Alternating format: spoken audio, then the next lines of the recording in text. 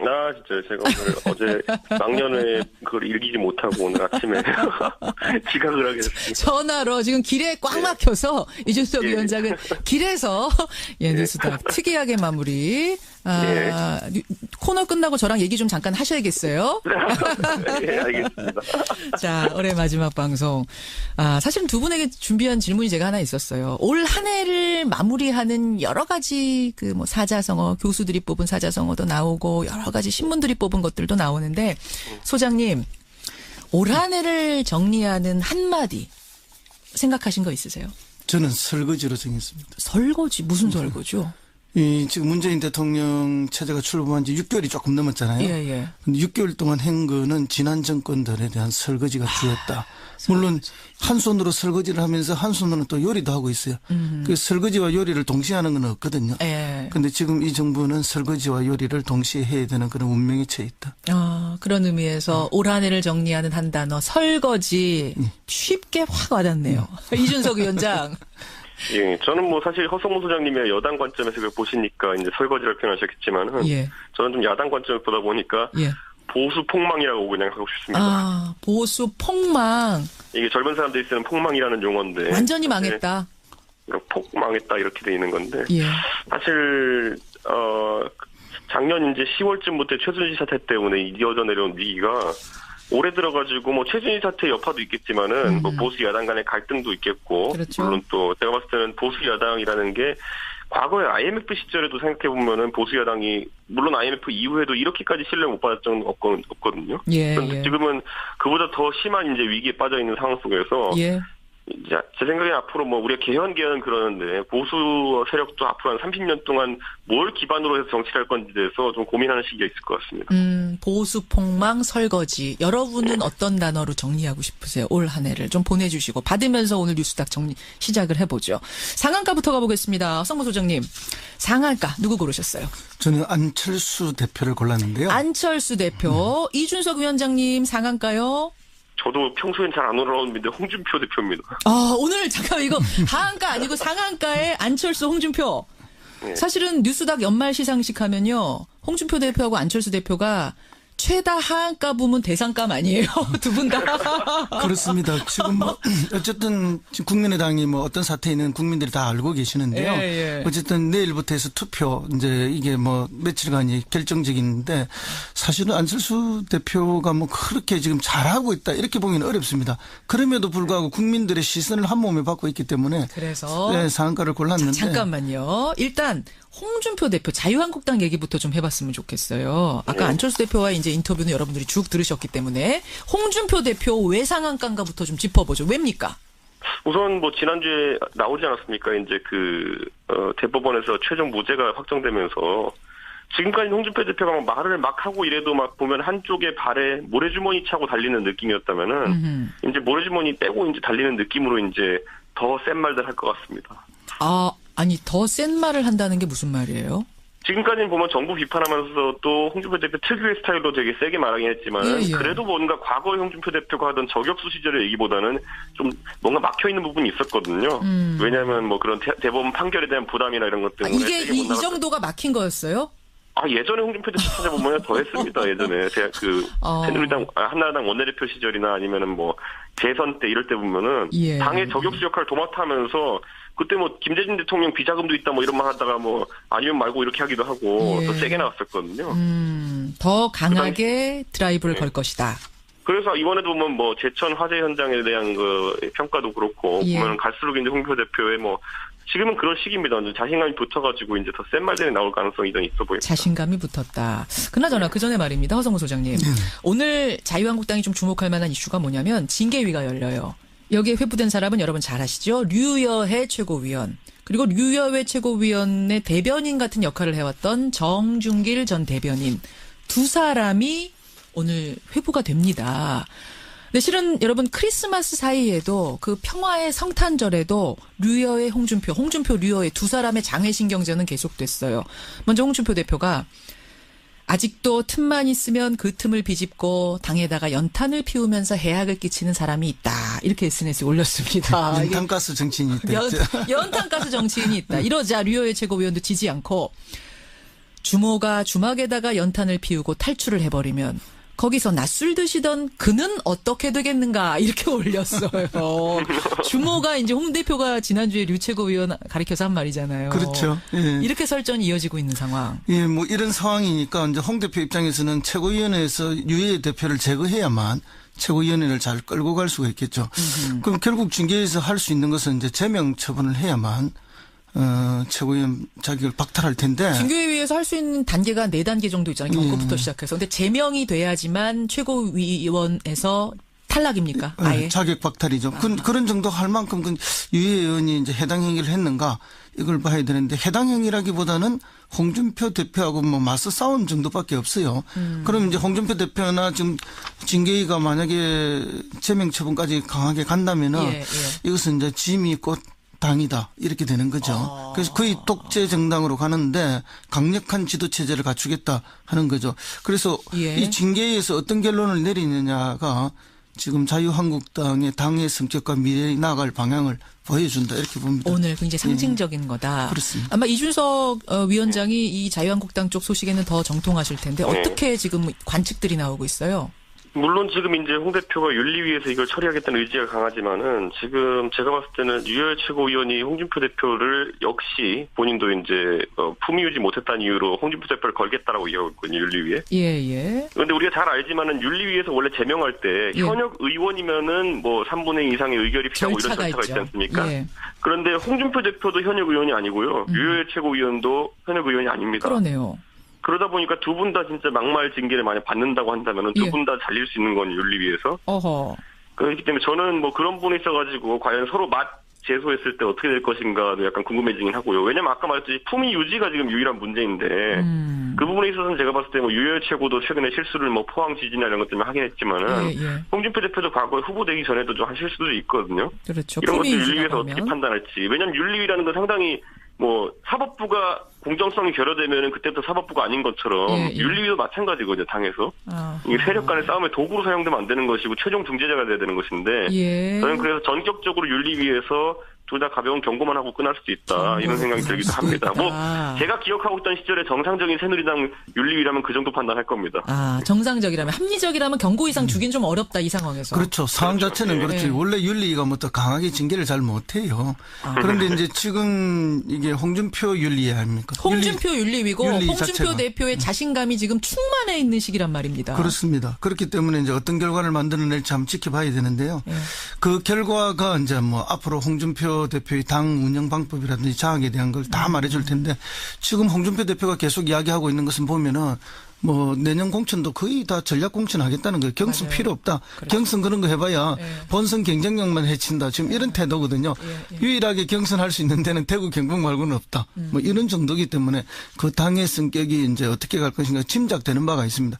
그러면 결국 윤리위에서 징계 수위가 어떻게 될 것인가 상식을 좀 뒤엎는 수준이 나오지 않을까 저는 뭐 그렇게 예측을 합니다. 제명까지도 상식을 뒤엎으면서 갈 수도 있다. 그런데 이제 유해 최고위원이랑 행동을 같이 하고 있는 정준길 전 대변인 이분이 검사 출신이거든요. 맞아요. 이 금태섭 의원님이랑 동기일 거예요. 맞아요.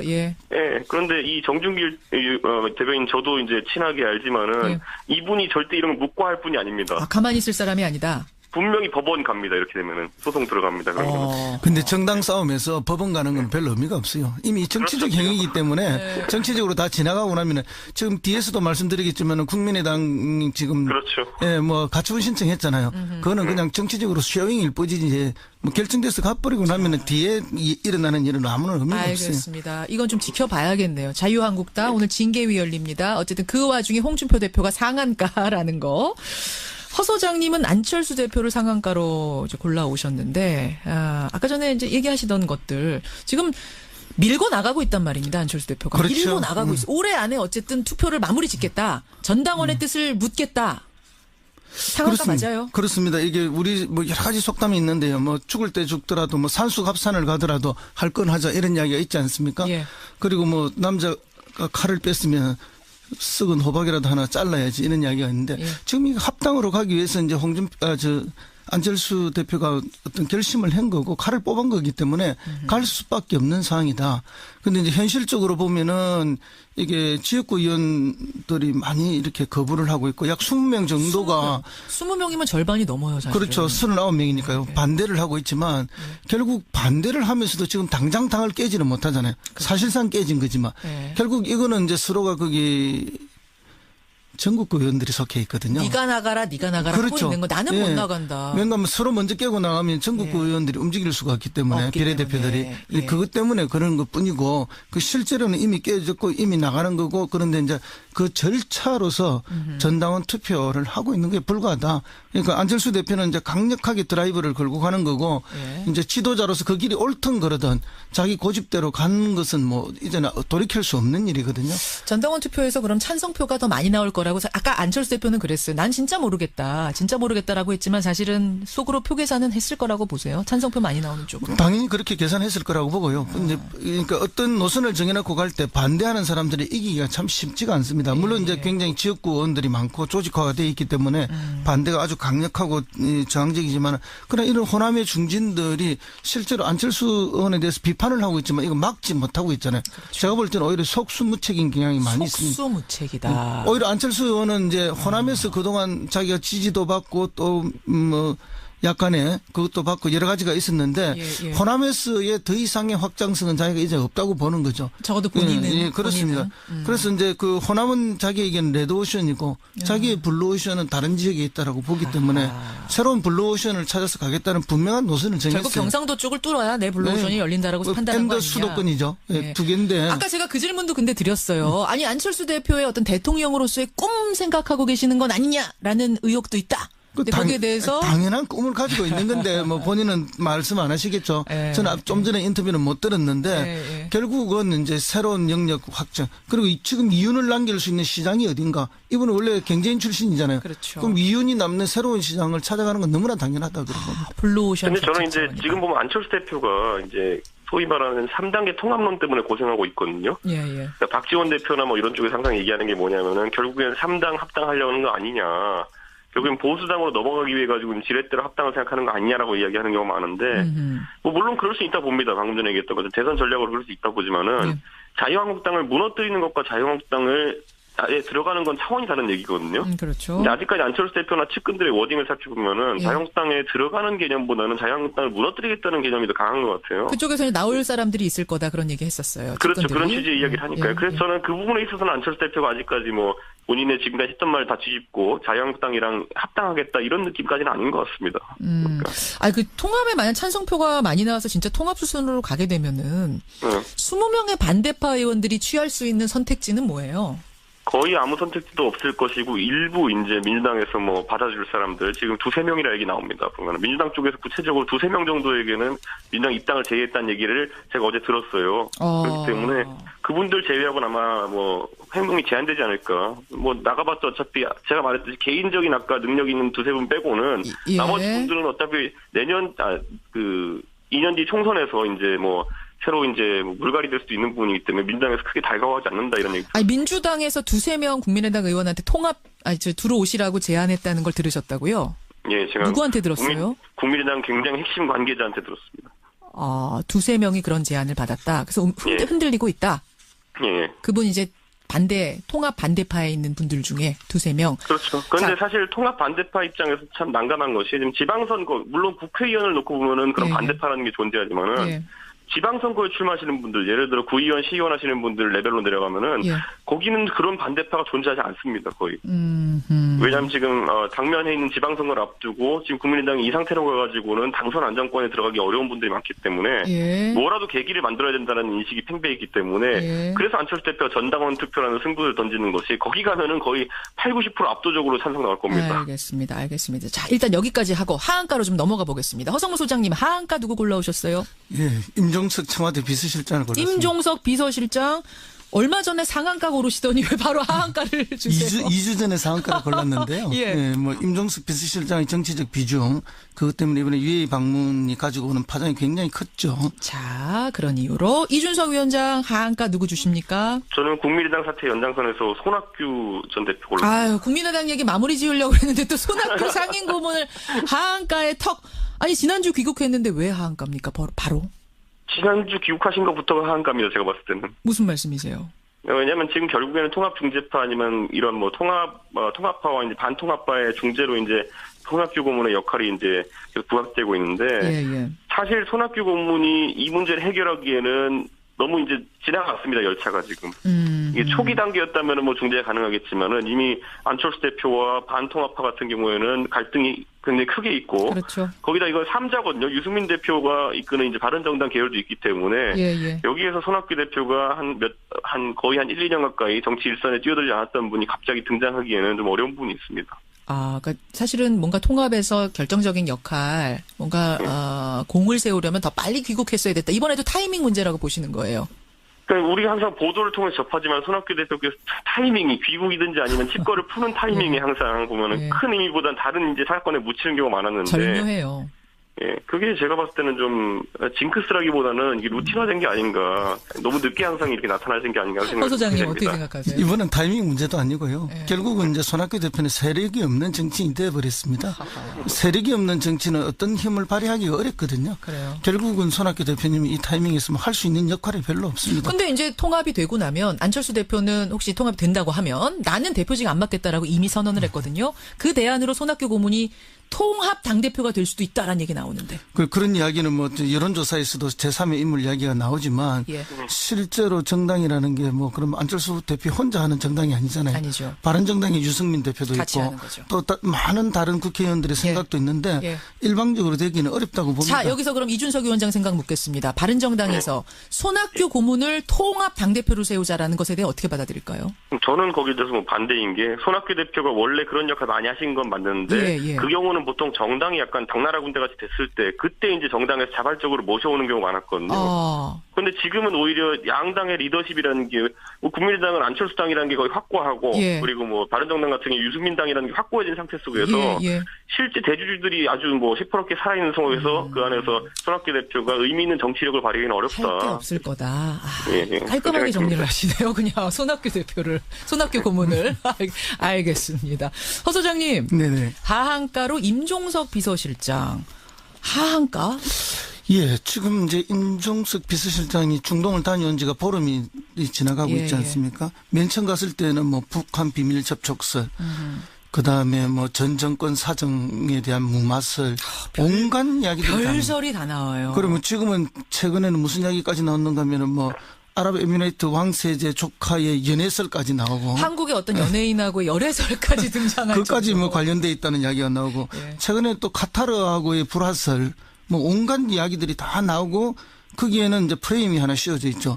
뭔가 이 정부가 외교를 잘못해서 또는 전 정부의 어떤 보복을 하려고 해서 큰 국가적 위기가 있다. 특히 이제 원전과 관련해서 큰 국가에 뭐 피해를 끼치고 있다 하는 이런 뭐 심지어는 그래서 김성태 의원은 어제 그 이야기까지 원전 게이트란 말까지 했습니다. 그런 얘기까지 했어요. 그리고 오늘은 뭘 하겠다고 이야기하는가 하면은 청와대 분수광장에 가서 이제 뭐 항의를 하겠다. 이렇게까지 나오고 있는데 지금 임종석 비서실장은 휴가를 가버리고 돌아왔어도 지금 더 이상 언급할 수 없다 해서 말문을 닫아버렸어요. 맞습니다. 사라져버렸다는 거죠. 그런데 이렇게 계속 있으면 지금 야당이 제기하는 프레임이 마치 맞는 것처럼. 프레임이 말릴 거다. 국민들은 이제 그런 오해를 하게 되겠죠. 이 시간이 지속되면은. 그래서 빠른 어떤 대응이 필요하다. 물론 외교라는 게 비밀이 필요하죠. 국가의 이익을 위해서. 그러나 지나친 비밀주의로 가다 보면은 오히려 이 정부가 이제 많은 오해를 살 수 있다. 이제는 임종석 비서실장이 전면에 나서서 대응을 해야 할 때다. 그래서 지금 더 이상 자꾸 빠지면은 곤란하다. 그래서 이번에 지난번에 휴가 가고 빠진 거에 대해서 저는 뭐 한가를 줄 수밖에 없다. 진짜요. 제가 오늘 어제 막년회 그걸 읽지 못하고 오늘 아침에 지각을 하게 됐습니다. 전화로 지금 길에 꽉 막혀서 이준석 위원장은 길에서 뉴스닥 특이하게 마무리. 코너 코너 끝나고 저랑 얘기 좀 잠깐 하셔야겠어요. 네, 알겠습니다. 자, 올해 마지막 방송. 사실은 두 분에게 준비한 질문이 제가 하나 있었어요. 올 한 해를 마무리하는 여러 가지 뭐 사자성어, 교수들이 뽑은 사자성어도 나오고 여러 가지 신문들이 뽑은 것들도 나오는데 소장님, 올 한 해를 정리하는 한마디 생각하신 거 있으세요? 저는 설거지로 정했습니다. 설거지? 무슨 설거지요? 지금 문재인 대통령 체제가 출범한 지 6개월이 조금 넘었잖아요. 예. 근데 6개월 동안 한 거는 지난 정권들에 대한 설거지가 주였다. 물론 한 손으로 설거지를 하면서 한 손으로는 또 요리도 하고 있어요. 그 설거지와 요리를 동시에 하는 건 없거든요. 근데 지금 이 정부는 설거지와 요리를 동시에 해야 되는 그런 운명에 처해 있다. 그런 의미에서 올 한 해를 정리하는 한 단어 설거지 쉽게 확 와닿네요. 이준석 위원장. 예, 저는 뭐 사실 허성무 소장님의 여당 관점에서 그걸 보시니까 이제 설거지를 표현하셨겠지만은 저는 좀 야당 관점을 보다 보니까 보수 폭망이라고 그냥 하고 싶습니다. 보수 폭망. 이게 젊은 사람들이 쓰는 폭망이라는 용어인데 완전히 망했다.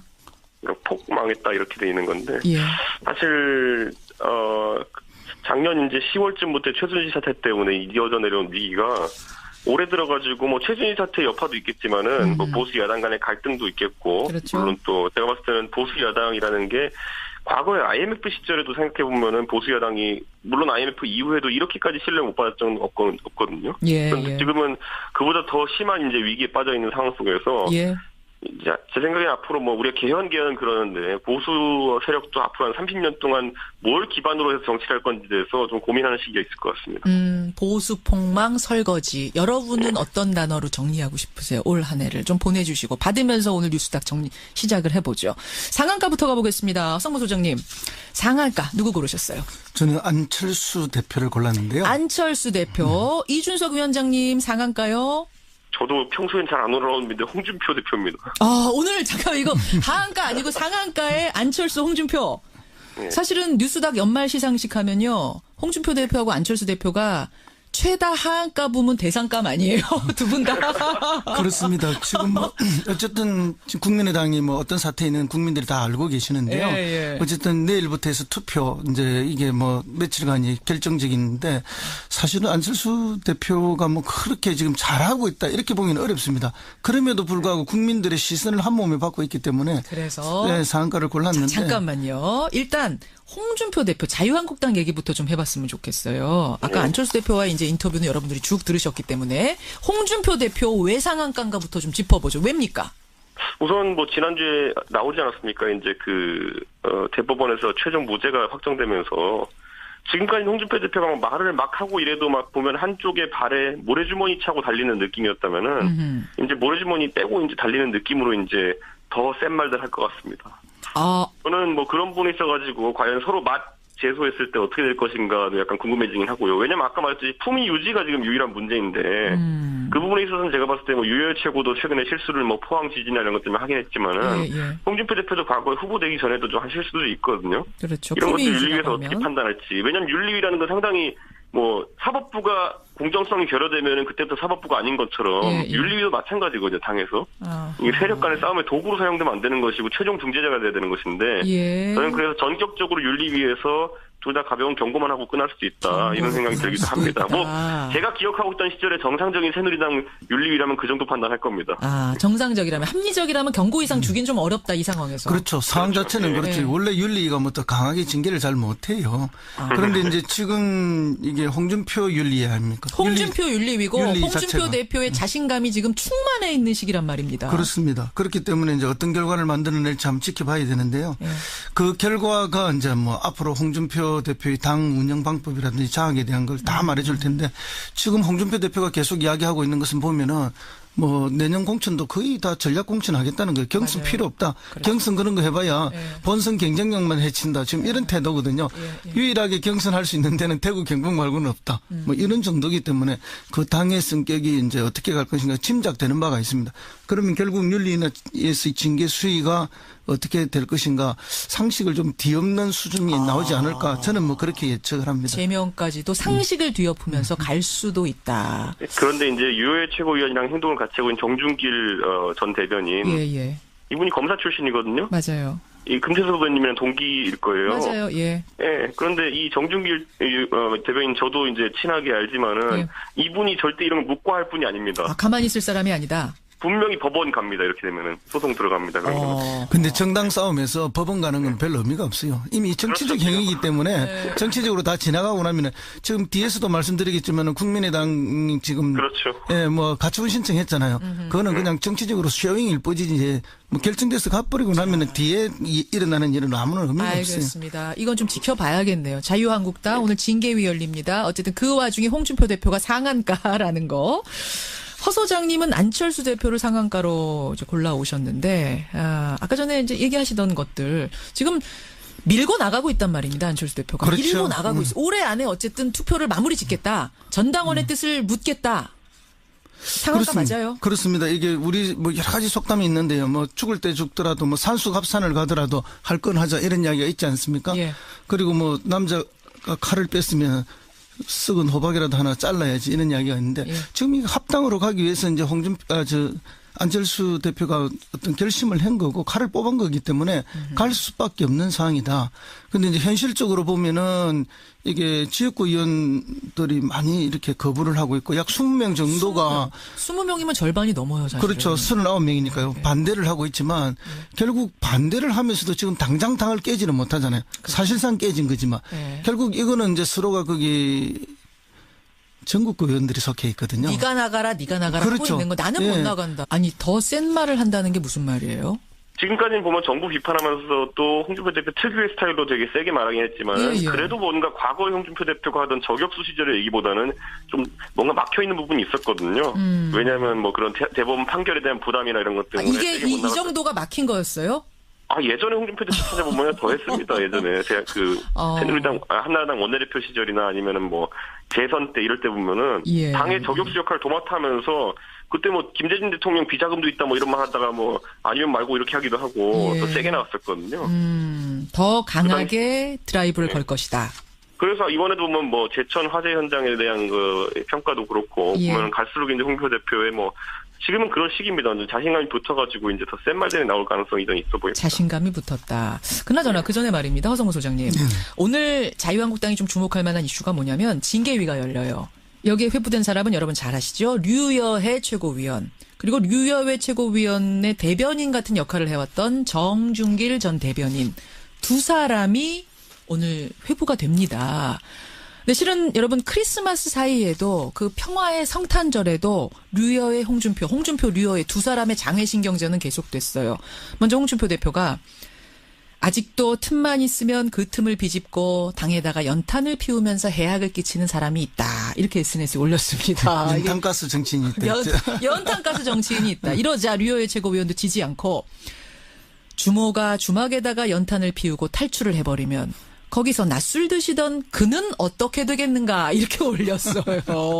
주모가 이제 홍 대표가 지난주에 류 최고위원 가리켜서 한 말이잖아요. 그렇죠. 예. 이렇게 설전이 이어지고 있는 상황. 예, 뭐 이런 상황이니까 이제 홍 대표 입장에서는 최고위원회에서 유해 대표를 제거해야만 최고위원회를 잘 끌고 갈 수가 있겠죠.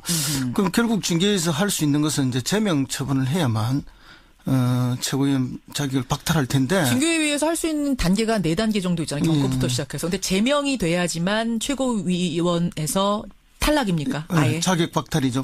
그런 정도 할 만큼 유해 의원이 이제 해당 행위를 했는가 이걸 봐야 되는데 해당 행위라기보다는 홍준표 대표하고 뭐 맞서 싸운 정도밖에 없어요.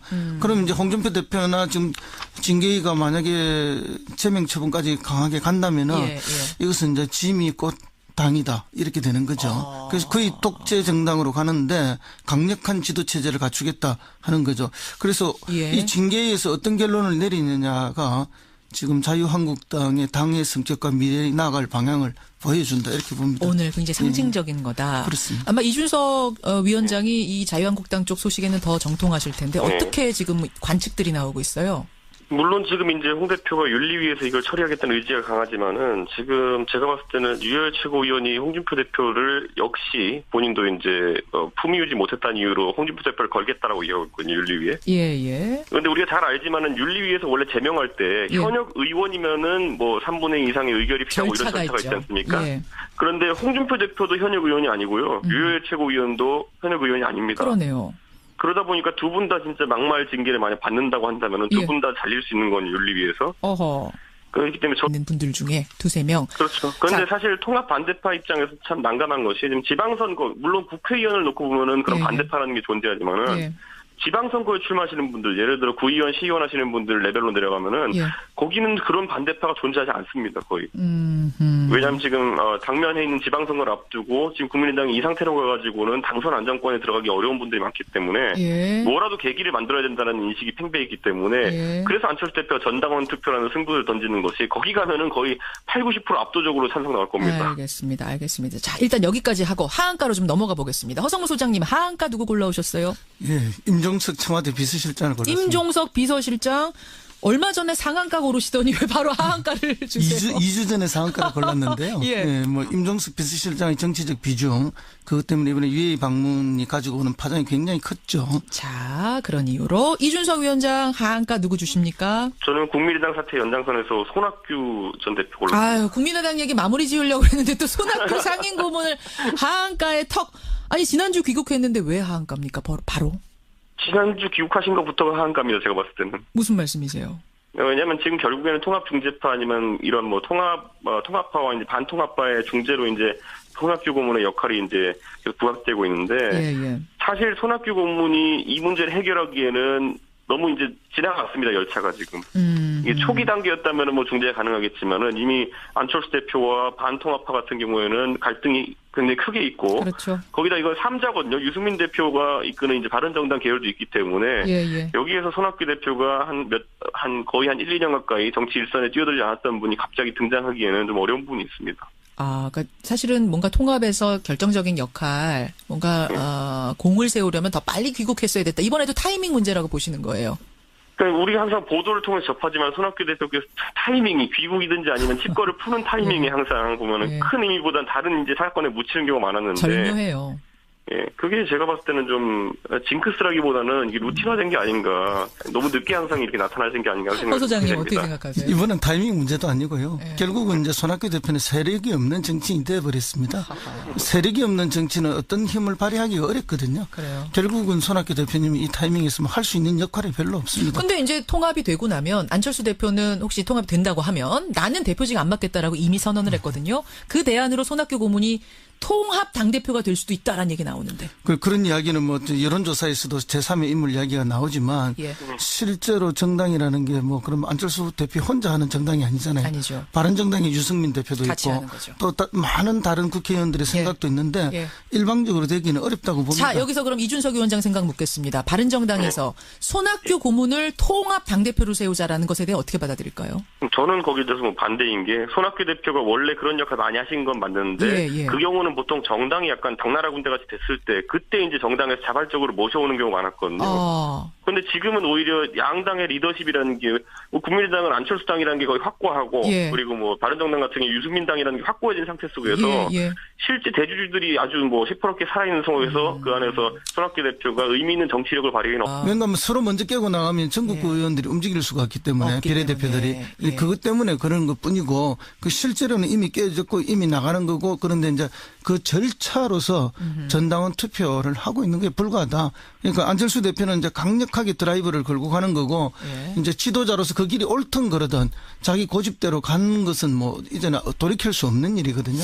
전당원 투표에서 그럼 찬성표가 더 많이 나올 거라고 아까 안철수 대표는 그랬어요. 난 진짜 모르겠다라고 했지만 사실은 속으로 표 계산은 했을 거라고 보세요. 찬성표 많이 나오는 쪽으로. 당연히 그렇게 계산했을 거라고 보고요. 그러니까 어떤 노선을 정해놓고 갈 때 반대하는 사람들이 이기기가 참 쉽지가 않습니다. 물론 이제 굉장히 지역구 의원들이 많고 조직화가 되어 있기 때문에 반대가 아주 강력하고 저항적이지만 그러나 이런 호남의 중진들이 실제로 안철수 의원에 대해서 비판을 하고 있지만 이거 막지 못하고 있잖아요. 제가 볼 때는 오히려 속수무책인 경향이 많이 있습니다. 속수무책이다. 오히려 안철수 의원은 이제 호남에서 그동안 자기가 지지도 받고 또 뭐 약간의 그것도 받고 여러 가지가 있었는데 호남에서의 더 이상의 확장성은 자기가 이제 없다고 보는 거죠. 적어도 본인은. 그렇습니다.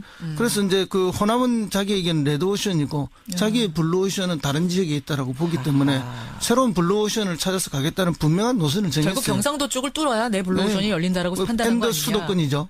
두 개인데. 아까 제가 그 질문도 근데 드렸어요. 아니 안철수 대표의 어떤 대통령으로서의 꿈 생각하고 계시는 건 아니냐라는 의혹도 있다. 거기에 대해서 당연한 꿈을 가지고 있는 건데 뭐 본인은 말씀 안 하시겠죠. 저는 좀 전에 인터뷰는 못 들었는데 결국은 이제 새로운 영역 확장 그리고 지금 이윤을 남길 수 있는 시장이 어딘가. 이분은 원래 경제인 출신이잖아요. 그렇죠. 그럼 이윤이 남는 새로운 시장을 찾아가는 건 너무나 당연하다 그런 겁니다. 블루오션. 근데 저는 이제 지금 보면 안철수 대표가 이제 소위 말하는 3단계 통합론 때문에 고생하고 있거든요. 그러니까 박지원 대표나 뭐 이런 쪽에서 항상 얘기하는 게 뭐냐면은 결국엔 3당 합당하려는 거 아니냐. 결국엔 보수당으로 넘어가기 위해 가지고 지렛대로 합당을 생각하는 거 아니냐라고 이야기하는 경우가 많은데 뭐 물론 그럴 수 있다 봅니다. 방금 전에 얘기했던 것처럼 대선 전략으로 그럴 수 있다 보지만은 자유한국당을 무너뜨리는 것과 자유한국당을 아예 들어가는 건 차원이 다른 얘기거든요. 그렇죠. 근데 아직까지 안철수 대표나 측근들의 워딩을 살펴보면은 자유한국당에 들어가는 개념보다는 자유한국당을 무너뜨리겠다는 개념이 더 강한 것 같아요. 그쪽에서는 나올 사람들이 있을 거다 그런 얘기 했었어요. 그렇죠. 측근들이. 그런 취지의 이야기를 하니까요. 그래서 저는 그 부분에 있어서는 안철수 대표가 아직까지 뭐 본인의 지금까지 했던 말 다 뒤집고 자유한국당이랑 합당하겠다 이런 느낌까지는 아닌 것 같습니다. 그러니까. 그 통합에 만약 찬성표가 많이 나와서 진짜 통합 수순으로 가게 되면은 20명의 반대파 의원들이 취할 수 있는 선택지는 뭐예요? 거의 아무 선택지도 없을 것이고 일부 이제 민주당에서 뭐 받아줄 사람들 지금 2-3명이라 얘기 나옵니다. 보면 민주당 쪽에서 구체적으로 2-3명 정도에게는 민주당 입당을 제의했다는 얘기를 제가 어제 들었어요. 그렇기 때문에 그분들 제외하고는 아마 뭐 행동이 제한되지 않을까. 뭐 나가봤자 어차피 제가 말했듯이 개인적인 아까 능력 있는 2-3분 빼고는 나머지 분들은 어차피 내년 2년 뒤 총선에서 이제 뭐 새로 이제 물갈이 될 수도 있는 부분이기 때문에 민주당에서 크게 달가워하지 않는다 이런 얘기. 아니 민주당에서 2-3명 국민의당 의원한테 들어오시라고 제안했다는 걸 들으셨다고요? 예, 제가 누구한테 들었어요? 국민의당 굉장히 핵심 관계자한테 들었습니다. 2-3명이 그런 제안을 받았다. 그래서 흔들리고 있다. 예. 그분 이제 통합 반대파에